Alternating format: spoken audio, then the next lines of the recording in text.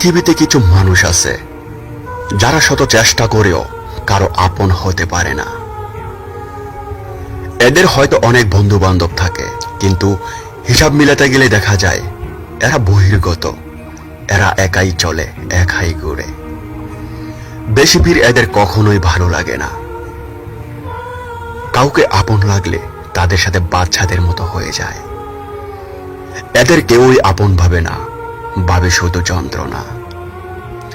এইভাবে কষ্ট পেয়ে পেয়ে এই ধরনের মানুষগুলো নীরবে সরে যায়, হারিয়ে যায়, কিন্তু কেউই তাদের খোঁজ করে না। একটা কথা মনে রেখো, যদি তুমি কাউকে পাওয়ার জন্য বিধাতার কাছে দোয়া করে না পাও, তবে মনে করবে অন্য কেউ তোমাকে পাওয়ার জন্য দু হাত তুলে দোয়া করছে। যার দোয়া তোমার চেয়েও শক্তি এবং সত্যি। অপেক্ষা করো, এই একাকিত্ব একদিন থাকবে না। মেঘে ঢাকা থেকে জীবন একদিন বেরিয়ে আসবেই। দিন শেষে মন খারাপ হয়ে থাকা মানুষগুলোই বোঝে মন খারাপের জীবনটা কেমন। তাই সারাদিন এরা নিজের মনকে ভুলে যে অন্য মানুষের মুখে হাসি ফোটাতে ব্যস্ত থাকে। তখন হয়তো এরা হাসি ফোটানো মনগুলোকে নিজের ভেবে কিছুটা শান্তি পায়, কিন্তু অন্যের মন তো সবসময় পাওয়া সম্ভব না।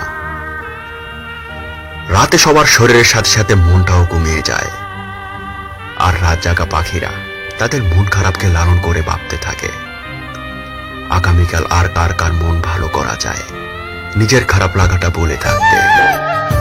আমি যেন ছুঁড়ে ফেলা কাগজ কোনো, আমি যেন ছুঁড়ে ফেলা কাগজ কোনো, সুখেরই কাহিনী লেখা হয়নি শোনো। আকাশের আছে তারা, সাগরের আছে ঢেউ, আমার